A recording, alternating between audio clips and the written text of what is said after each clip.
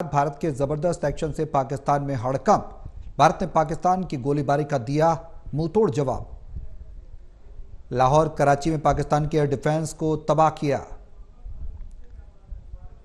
भारत के रक्षा मंत्रालय ने हमले की जानकारी दी है। भारत ने पाकिस्तान की गोलीबारी का बड़ा जवाब दिया है।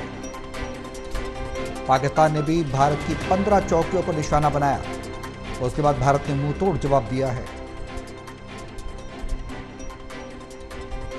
लाहौर से लेकर कराची तक पाकिस्तान के एयर डिफेंस सिस्टम को तबाह किया, एयर डिफेंस को तबाह किया।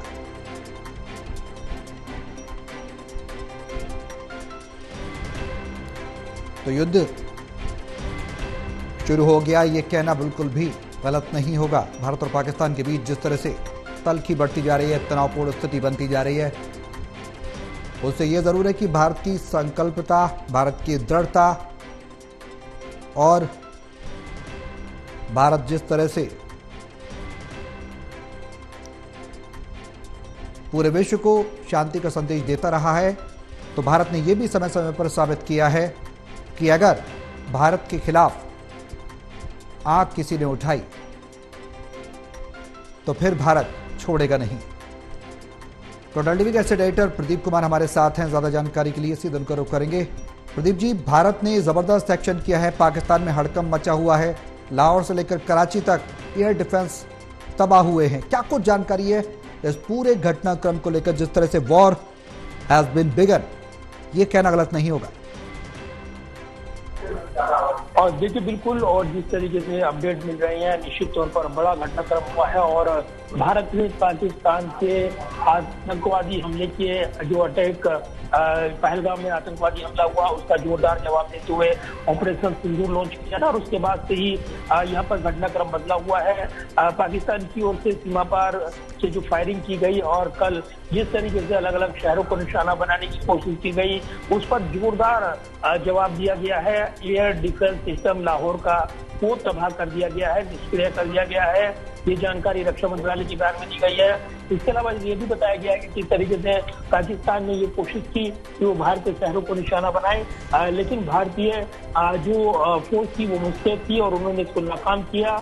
ये जानकारी मिल रही है S-400 सिस्टम के जरिए, जो कि जो मिसाइल अटैक को तबाह करता है, उसके जरिए यहाँ पर पाकिस्तान के जो मिसाइल अटैक की कोशिश उसने की थी वो ध्वस्त की गई और ड्रोन हमले के जरिए अलग अलग शहरों को निशाना बनाया गया। आज जैसे ही दिन की शुरुआत हुई, लाहौर में बम धमाकों की खबरें आई और इसके अलावा जो कराची है वहाँ पर बम धमाके हुए जो कि ड्रोन के जरिए किए गए।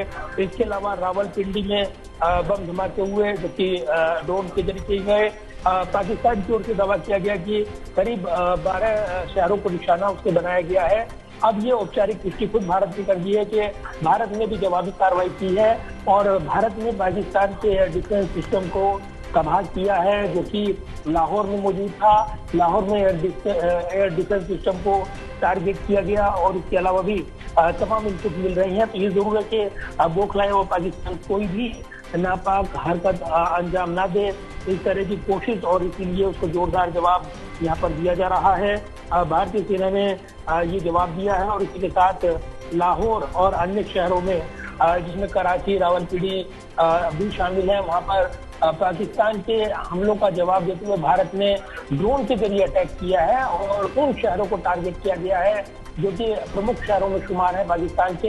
ऐसे में यहाँ पर लगातार इनपुट मिल रहे हैं। इस बीच ये भी जानकारी मिल रही है कि जो S-400 सिस्टम है जिसमें मिसाइल अटैक को रोका जाता है, भारत ने उसका इस्तेमाल किया और अपने शहर की ओर आने वाली कई मिसाइलों को उन्होंने तबाह किया है। तो निश्चित तौर पर अभी जो हालात है सामान्य है, लेकिन जो हमारी सेना है पूरी मुस्तैदी के साथ भारतीय जो क्षेत्र हैं उनकी रक्षा करने में जुटी है और पाकिस्तान को जोरदार जवाब दिया जा रहा है।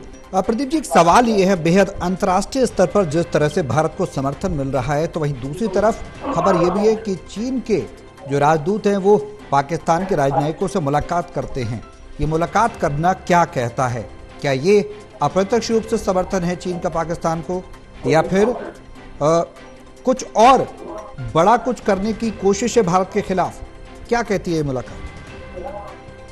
देखिए, ये कोई छिपी हुई बात नहीं है कि पाकिस्तान को चीन का समर्थन और दूसरी तरफ तुर्की का समर्थन वो मिला हुआ है। लेकिन ये भी काबिले गौर बात है कि भारत ने जिस तरीके से आतंक के खिलाफ लड़ाई छेड़ी है, तमाम जो यूएन के जो देश हैं, अस्थायी सदस्य हैं या स्थायी सदस्य हैं, उनके राजनीतियों को भरोसे में लिया गया है। विदेशी जो खासतौर से राजनीति है, उनको भारत के प्रदीप जी, यहाँ पर मैं आपको रोकना चाहूंगा।